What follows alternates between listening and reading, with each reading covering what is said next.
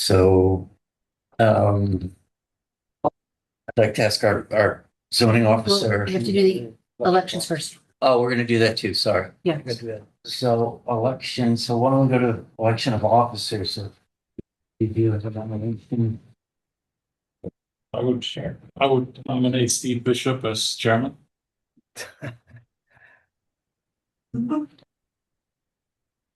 So do we have one second? discussion? Steve, are you? Yes, it was your opinion on that. You want my opinion on it? Yeah. That's what he's asking. Yeah.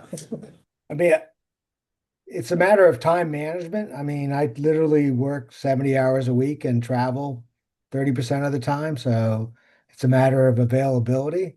I certainly goal is to make all the meetings.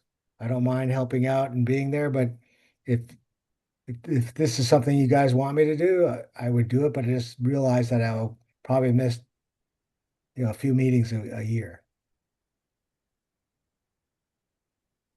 So is that a yes or no? You can nominate somebody else if you don't, if you don't think it would work. Yeah, I think it's important for the person who's chairman to be present all the time, and I don't know if I have that ability. Okay, Okay. so you want to withdraw the nominations? Okay, So Steve's nomination is officially withdrawn. okay. By Johnson. In that case, I'd like to nominate Rich Gilbert. I'll second that. Okay. Any discussion? And I'm willing to do it. I'll be here. Present, as Steve said, so. Thank you, Dennis. Thank you, Steve. Do you want to vote? Yeah. All in favor? Aye. Any opposed? Okay, that passes unanimously. And can I get a nomination for vice chair? Is Steve, who's chair? Anybody want to? I'll take it. Yeah. I mean, you'd like to? yeah, you're offering, I'll take it. You're volunteering to do that? Yeah, as a vice chair, yes. All right, I'll nominate Dylan to be the vice chair. I'll second that. Discussion? All in favor? Aye. Any opposed? That passes unanimously. Okay. So we have our election of officers done. So we can move on to the public portion. Into the full list of. Yeah. So at this time, I'll ask our zoning officer, Maria Patola, if you'd be willing to read the applications for tonight. Yes, a legal notice, Madison Zoning Board of Appeals, Madison, Connecticut. Notice is hereby given that the board will hold a public hearing on Tuesday, January 13th, 2026 at 7 p.m. in Meeting Room A, Town Campus, 8 Campus Drive, Madison, Connecticut, 06443. This is a hybrid meeting and attendees may also join via Zoom webinar through either the webinar link or call-in information below, www.zoom.us, webinar ID 920-02702103, password 3888818, or call in 1-646-558-8656. The following applications will be heard.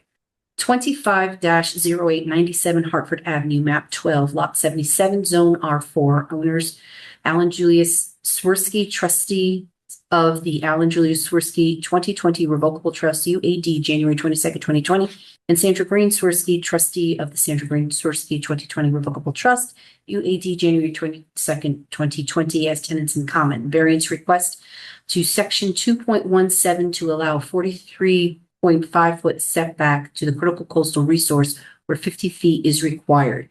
The application includes a coastal site plan. Copies of this application are available for inspection at the Land Use Office. Further details on how to participate in the webinar posted on the Madison Town website, www.MadisonTV.org. All written correspondence can be submitted through the Land Use Department via email to landuse@MadisonCT.org. Dial 203-245-5631 for assistance. Dated this 18th day of December 2025. Maria Patola, CZEO, Land Use Official. This was published twice in the source on January 1st, 2026 and January 8th, 2026.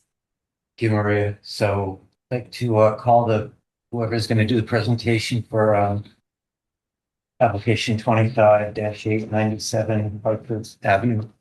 Hello, I'm Russell Campaign with CK Architects, 131 Boston Street in Guilford. I'm here with Sandra and Alan Swirsky, the owners. And I'm expecting Jim Freddy.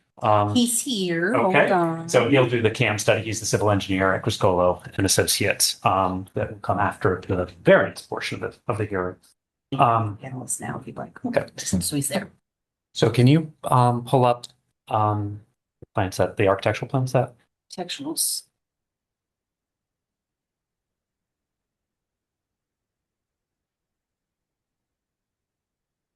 So the Swarskys have owned the home since 2005, and they're looking to basically do an improvement that sort of sets it up for it to be better for them to be able to occupy through the later years, as well as be in a good position to pass to their kids in their life. And the house basically consists of two portions. There's a back portion here. If you can go to the next page, actually, on the site plan, it's probably best. There's an existing portion here and then an existing portion here. This was built in 2012 as a two-story guest house. It has two bedrooms in it with a first floor guest suite that is important to the overall success of the project. But it was built in 2012. It meets all of current zoning as well as building code requirements, et cetera. It's up to energy code and such. So this is an asset that we don't want to have to deal with or take down. And then the rear portion was built in 1895. There's been improvements over the years, but it's all set on kind of a substandard foundation without really access underneath. There's a hole in the middle you can go down through the floor in, but for the most part, it's built as a cottage from 1895, and is really not in a position to really be upgraded to the next 50 years or so of life. So we're proposing to take down the older portion that's on the water side and leave the 2012 portion, which is well constructed and worth keeping. To orient you, this is the coastal area, and there's a beachfront here, the water. Then there's a steep slope that comes up, which is called an escarpment, and then a flat portion that's at a fairly high grade, about 24 feet above sea level. So we're out of the FEMA zone. We're not having any trouble associated with that. We've done our research in this area and found a co-compliant location for a 5-bedroom septic system that's replacing a very old dry well system that's on that portion of the site. And then in Irene, there was some beach erosion, like this whole escarpment actually had some trouble along those lines. And they made some improvements and hardened it with a sort of a riprap lower course that actually made it survive Sandy with no damage. And there is a cabana, deck, and staircase down to the water that was previously approved, all kosher and fully compliant. So the area of concern right now is associated with actually a change that occurred. So the way that the EEP recognizes the coastal area is an escarpment that is natural is measured from the bottom of the escarpment. That's what actually the previous improvements and such were ruled under. Once there's a modified escarpment, once you do any modification to that escarpment with the riprap enforcement, it goes to the top of the slope. So the coastal setback from the critical coastal resource moved to the top of the slope when they made those improvements after Irene. And so from the top of the slope to the house, it actually moved the line into the existing house footprint. Now, there is a clause in the zoning that allows you to modify the second story within the 50-foot setback, but you have to keep the exact same footprint. You can't modify the footprint of the house within that area. And really, that was very constraining to the way it was laid out, especially since the existing footprint actually has a porch on this side that's only 0.9 feet off of the side property line, very non-conforming. We wanted to bring both of the side setbacks into conformity. This one's about a foot over. So the new proposal that we're presenting brings the whole property into conformity with the two side setbacks, feeling that is kind of a proper direction to go with this for access, for sight lines, for building safety. But we really didn't feel we could pull back the 5.5 feet or 6.5 feet to bring us out of the coastal setback. So the suggestion was we pursue the variance for this one aspect of the project. Now, to sort of speak to the hardship associated with this, I think we can look at basically it's the narrowest lot in any of the lots along the edge. We have limited front setback and access. It's such a narrow lot that we can't bring a drive in for parking. Our only parking access is direct head on, which is existing and that we're keeping in the front. We have to keep drainage opportunity under the new regulations in DEP, which has to have a setback from the septic system. So the only place for that is here. And we have this asset of this 2012 building. So all of this is kind of suggesting in this particular lot, we don't have the ability to just slide the whole building out of that setback. And then in relation to this rear area, where this dashed area here and this area here, we're actually maintaining ourselves completely within the existing setback. Now, this is a coastal resource setback. It's about impact potentially on the coastal environment. It's not a bulk standard. It's actually about environmental protection. And so our building this within the footprint of the existing, I think, has certain significance here. And we're actually ending up reducing the amount of area within that 50-foot setback by 60 feet with this new proposal, in addition to making it conforming in all other ways where it's non-conforming as it sits now. We're also obviously making improvements to the home from a vantage point of making it meet building code, which it doesn't now, making it meet energy code, which it doesn't now, improving the septic system. And so I think we have a unique hardship associated with these conditions in the front that are unique to this lot that aren't shared by the adjacent lots. I think we're reasonably doing the minimum necessary to sort of alleviate that hardship to allow us to build a footprint, give these conformities back, but still have a significant improvement to justify the investment. And we're actually reducing the total lot coverage on the property by 170 square feet. So that too is, in addition to the environmental impact of the property, is a benefit to the request that we're making. So I think from our perspective, it's a very reasonable request. They've met with all of their neighbors, and the neighbors are in support of it. We're maintaining the existing setbacks, so the sight lines and sort of the adjacency of the adjacent buildings is being maintained. It's not encroaching close to the water. And so the net, I think, is that the benefits far outweigh this one concession that we're requesting to allow all these other things to work. All right. Okay, Maria, do you have the lot, the exhibit, that shows all the lots? Yes. I forget what that's called, sorry. The GIS map Oh, was submitted. Is that what it's, GIS? Yeah, that's from your GIS. The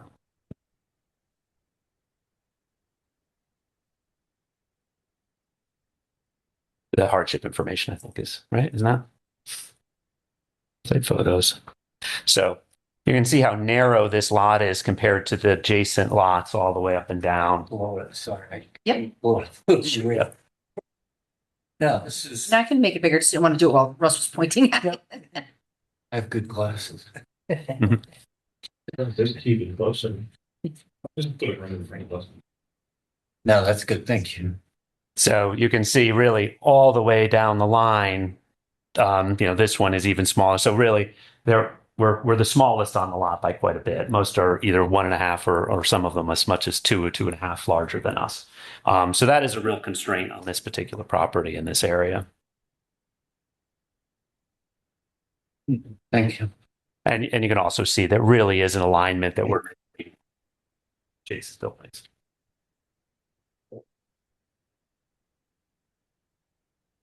I can show you more about the architecture of the building and how it looks from the outside. I don't know if you're interested in that. I'm just trying to be just with your time. No, go ahead. if you have more on, No, I was just going to ask about the coastal site plan, but go ahead. yeah, that's what I was gonna get at is. Sure. Do you want to do that at the same time, or is that a separate hearing? Yeah, we can do it at the same time, but what I'd like is, to go over, just put it up there that says what the wording is and on the application. Sure. What the hardship is and, and then the coastal site plan and basically give a summary of what's on there. Okay. Do you want to start with it? Yeah, it doesn't have to be every, Yep. Do you want to start with the application? We'll go through the yeah, application. please.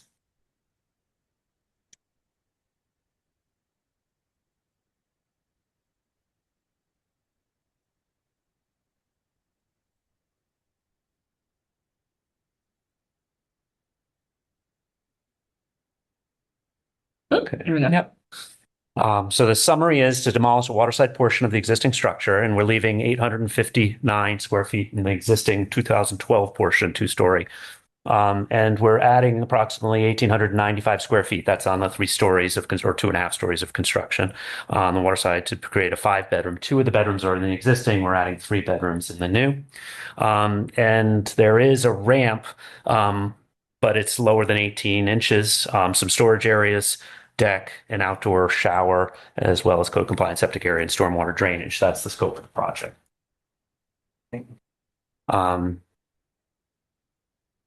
Yeah, so these are mostly no. This is variance. Yeah. So the variance requested is 6.5 feet relief or 43.5 feet, where 50 feet is required for the coastal resource setback. That's measured from the top of the slope from the DEP standards.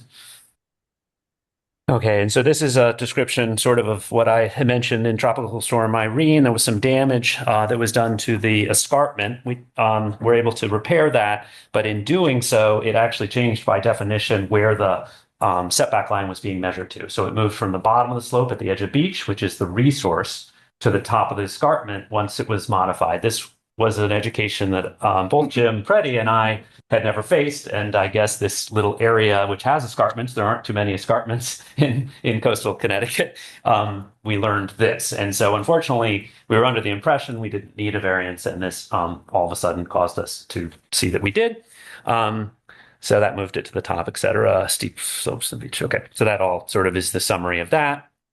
Literal enforcement of the regulation. So I say the existing non-conforming portion of the home was built in 1895 prior to the adoption of the Madison regulation. So we're pre-existing non-conforming. The narrow lot makes it very difficult for the new home to into full conformity with the current zoning requirements. There is both environmental and accessibility values in retaining the existing compliant guest house, which was built in 2012, which includes a first floor bedroom. The lot width only allows for pull-off parking, so I sort of went over that really our only parking access is in the front. So we can't shift things forward, and obviously the existing building that is in the front is limiting us from pushing the whole structure back, which we'd like to retain.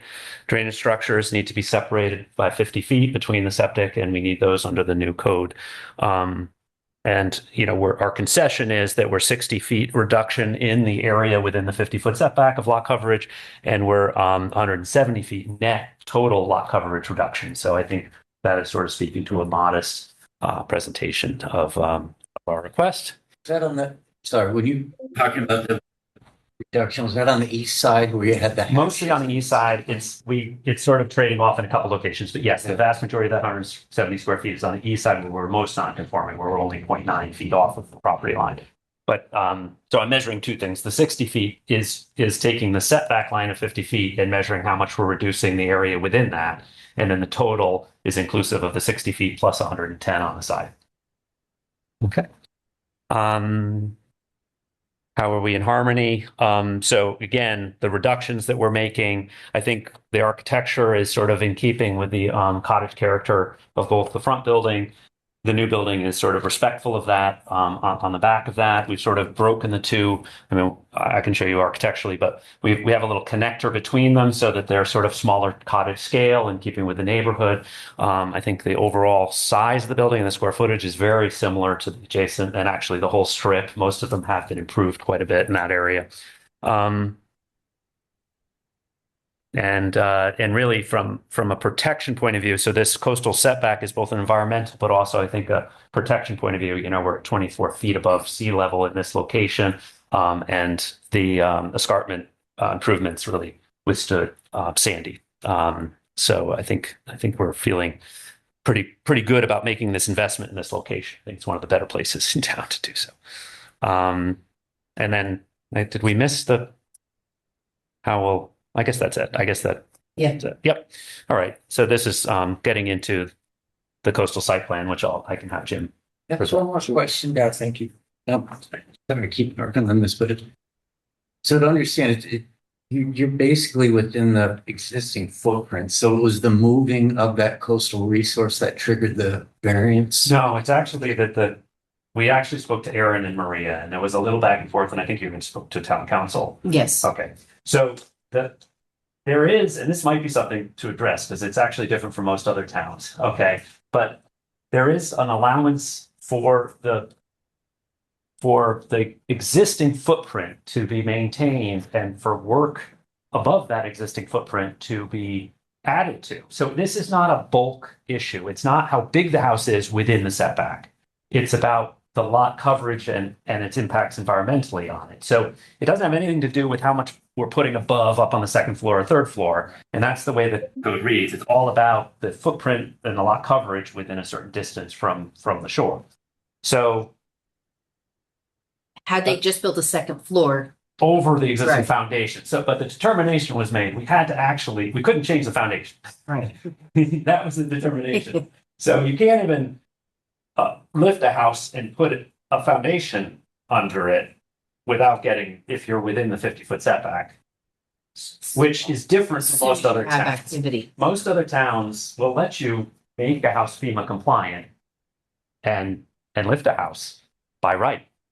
Like it's in the same footprint. It's not Guilford does. Kid knows. So this was a surprise to us, and it might be something you want to look at because obviously you want to encourage people to bring things into conformity. And if there's a foundation damage, you should allow them to repair it. But the trigger was that it had to be the exact footprint, exact foundation, and that you were just making sort of an addition of a second floor, or filling in a second floor porch or something up above. That was the only by right under this. Every other one will require a variance from you.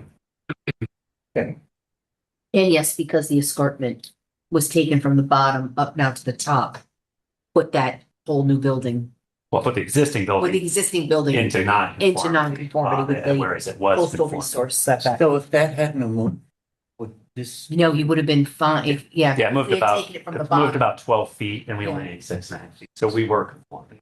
so if it hadn't moved that line, would we even be here tonight? I guess is my, Yes, okay. no, Okay. But that is a state. That's a state definition, Yeah. and again, it's the difference between a modified escarpment and an escarpment. Okay. Yes. Okay, Wilcox, board member, can you take that riprap stuff off until you finish the construction? I don't think we want to. It made us survive. Made them survive all these winter storms, but also sandy. So it had a good test because it was done for our reading. So what was actually the damage of the storm? What? There was a little bit of undermining. It's a very steep. I don't know if you went out to the site. It's a staircase down to the water, and it's going from 5 feet to 24 feet. So it's a 20-foot kind of escarpment. It's sand and gravel. But there was a little bit of undermining at the back edge of the beach. Beach didn't erode, but at the back half of the beach where this starts up, there was some undermining that storm, and so they put it's a good size riprap kind of armoring on the right in plane with the escarpment. So they had that professionally done and approved by DEP, and it's all up and up. The neighbor put in timber retaining wall, kind of, which isn't as good practice. This is kind of a natural dispersion of the energy. To do kind of something in a slope is a much more sort of integrated approach. The neighbor has a very big retaining wall that they put in after the storm, which unfortunately directs energy towards their property. Yeah, I guess we can tell you stories about the Garvin Point issue. yeah. Well, we're gonna, No, we're not gonna go there. Okay.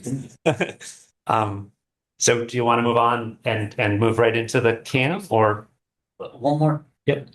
Question about the setback. So this hashed area, the house is going in the same footprint. What's the hash area reduction? I guess that's what I'm hung up on. So, yeah, so the hatch area is the original house right here. Okay. And so it's reducing the total area on the property by 170 square feet. The area, so this is the 50-foot setback. So this area, and this area adds to 60 feet. That's the 60-foot reduction within the 50-foot setback. Okay, I think I got it now. Thanks. okay, Just out of curiosity, and because it was already mentioned, I'm trying to catch up to speed with Madison policies. Reducing the first floor back 7 feet what is not an option, and then having an extension as far as. Can't do that. No, it's the projection of the footprint that would count towards that setback. So it's the projection from looking from above. If you have cantilevered or something. Okay, so the basis though, previously where you could build the second floor as much as you wanted. You couldn't get closer over. You couldn't cantilever it. It would just be in the footprint. It has to be a vertical, vertical up.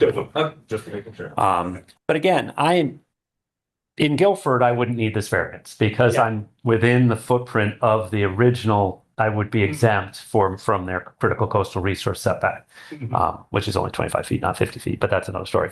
But no. So, but it's in this particular interpretation where if we touch the footprint foundation, we have to. Yeah. So. Yeah. When do you have, we're going to the coastal site? No, I just want to see the coastal site plan first. Okay, Jim, do you want to take that on? Yeah. Can you hear me? Yes. Okay, good. Jim Preddy, Criscolo Engineering. I don't know, if Maria, you could put this, our site plan up. Done. Well, there's the survey. Yeah. So, Is it this one? it would be the next one, I think.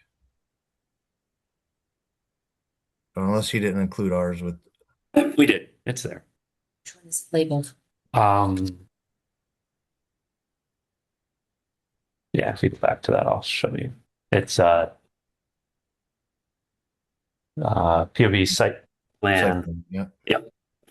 Yeah, the notes, not the notes, the next one. That one. There you go. There you go. Good evening, Jim Preddy, Criscolo Engineering, 420 East Main Street in Brantford. Incidentally, to Russ's point, most of my work is in Brantford, and Brantford's also 25 feet critical coastal resource. In any event, you can see on the plan here in the circles, we labeled the critical coastal resources as they show on the mapping that Deep published. The shoreland, the S is the shorelands, which is up above the flood zone line. So pretty much all the activities up in that shoreland area. ME is the modified escarpments, and then the coastal flood hazard area at the bottom, and beaches, and then out in the sound, because we have to show adjacent. You have there was intertidal flats, and I forgot what the E was. Coastal Yeah, bluffs. there's other coastal bluffs, I guess, nearby that have not been modified. So just the proposed project does not conflict with the coastal policies identified in the application and is therefore consistent with their intended purposes. There would be no potential adverse impacts to the coastal resources that would result from the project. In fact, the coastal resources would be further protected by replacing the septic system with new code complying leaching area and septic tank. And the coastal resources during construction would be protected by standard erosion control measures that are typically used for these kind of jobs, silt fence and construction entrance and that sort of thing.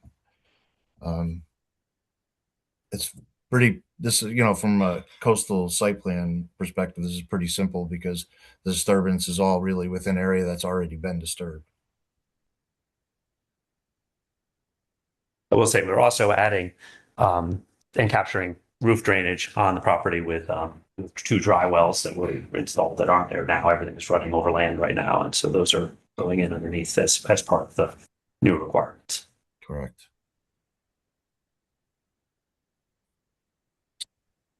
You have questions? Do we have like a deep response or? No. Nope, it was sent to Deep and they did not respond. I even sent them a reminder last week.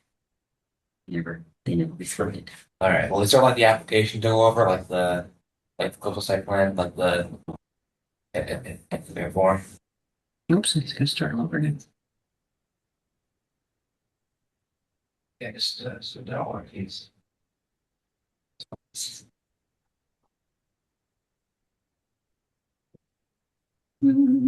Whoops. There we go.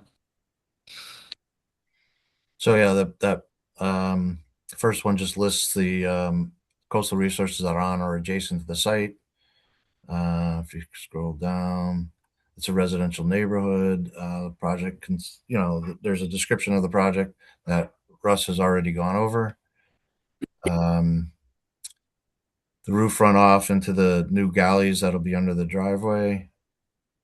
Let's see. Again, these are the coastal resources and tells you which ones are on site and off site.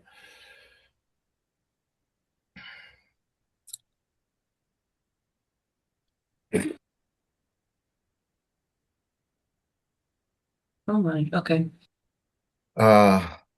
That's what I've already read there.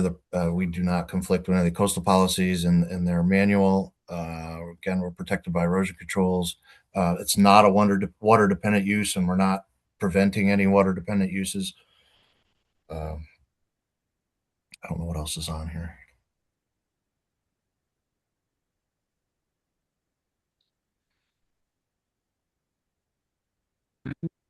Okay. Yeah. Well, this is not applicable.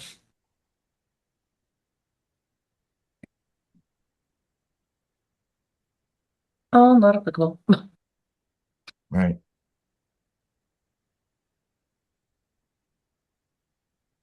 And that's it. All right. That's it. It's gonna be the typical, trapping during Yes. construction. So, yes, and it does have an existing lawn, and then planting down the escarpment the escarpment planting will all stay. There will be some disturbance for the installation of the septic system, but for the most part, most of that area is going to remain sod and be a natural protection that sits there now between us and the neighbor. But yes, we're planning to put up fencing side property as well as silt fencing, so protection fencing for security, but also silt fencing on the top of the slope. And there'll be a drive off, coming in. Most of it will have to be serviced in the existing drive, which already exists. Steve, do you have any? No, I'm following this pretty good. Okay. I'm good. You- Yeah. I just I have no other questions in regards to it. So I do have a couple comments to make it something. John? Oh, yeah, well, definitely. Any objections from the neighbors or? Well, yeah, I was gonna move on to that. If we had if there's no other questions for the applicant, maybe we can move on to the, Maybe you want to get kids. Well, yeah. I'll get to it right before we close. okay. If I think. Yeah, of course. So, Maria, is there anybody, before you even say for, against and all that, is there anyone in the audience even? There are 2 attendees, nobody with their hand raised. Okay, would anybody in the audience like to speak for or against this project? You can please raise your hand virtually. Yes. Anybody? Yeah. But for the project, so I don't think we need to talk about for or against, so. Any final questions or comments from the board? I only find because I'm not seated this evening and such, I just wanted to be able to put in my 2 cents as far as Yeah. what I've seen so far and everything. And especially because it's a situation where the foundation is in need of repair and there's no way to be able to do that without going through something like this. And arguably, even if you wanted to keep your home as it was, you still would end up having to possibly go through this because of everything. And the fact that the new plan actually is stating the idea of significant reduction of the nonconformities to it. This situation looks like a issue of intensification, and that's what we're all about here, is trying to be able to allow them to be able to live in their house, to be able to make it work. And we're talking about 7 feet towards the coastal area, which arguably got pushed back on them anyways. And apparently, if we were still Guilford, as it were, then we wouldn't have that issue because we only have 25 feet that we'd be worrying about. But because of all that and such, I don't see any issues with this. And if I were seated, I would happily approve it. And Maria, just to clarify, when we do deliberations, Kit can speak, right? It's just he can't vote. Or no? Oh, he can't just, oh. No, he can make a comment, but when you get to the deliberations. Okay, I'm sorry. Hence the reason for doing it during the open. No, I appreciate it. Thank you. Any other questions from the board for the applicant before we, or any other statements before we close the public portion of the hearing? Anybody? Steve, you good? No, this is pretty straightforward. Thank you. Okay, so I'd like to motion that we close the public portion of the hearing and move to deliberation. So moved. Second. All in favor? Aye. Oppose? Okay, who would, Steve, do you want to start? Yeah, I'm gonna go along with what was just said and say, that basically there's a reduction, I think, in the overall conformity they're building to the existing place or the existing structure. I think there's a hardship with the size of the lot, and I would be in favor of approving this. Okay. Dennis? So I too would be in favor of it. I believe that the reduction in nonconformities of the lot size or the lot coverage rather is mitigates in their behalf, and the fact that they have had a coastal resource line move to within their footprint, and yet they're still backing off somewhat from that. It's a hardship that has been combined with, as Steve puts out, a very small lot with a very limited application. So I think it's really the movement of the local resource line that put them in this situation, but they're accommodating it by offering, offsetting reduction in noncompliance. I agree with everything else said so far. I think I mean, this is the kind of case where, it's the reason why we have a zoning board of appeals, where like the enforcement of a legal technicality that would be the case in many of our towns would lead to a hardship for the applicant. I think everything that was presented, like the fact that they're reducing the nonconformities and the coverage, when they make the concession, I think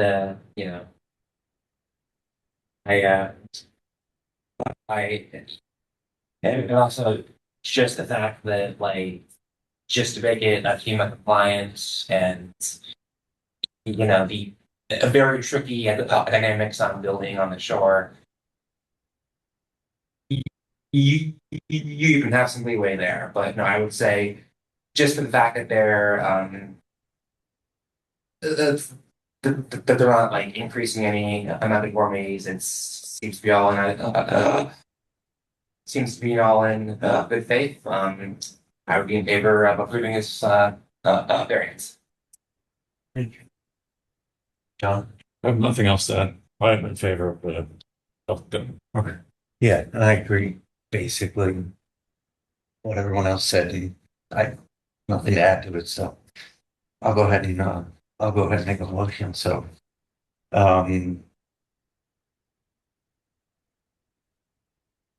So I'd like to motion we grant a variance to application 25-8 for 97 Hartford Avenue for section 2.17.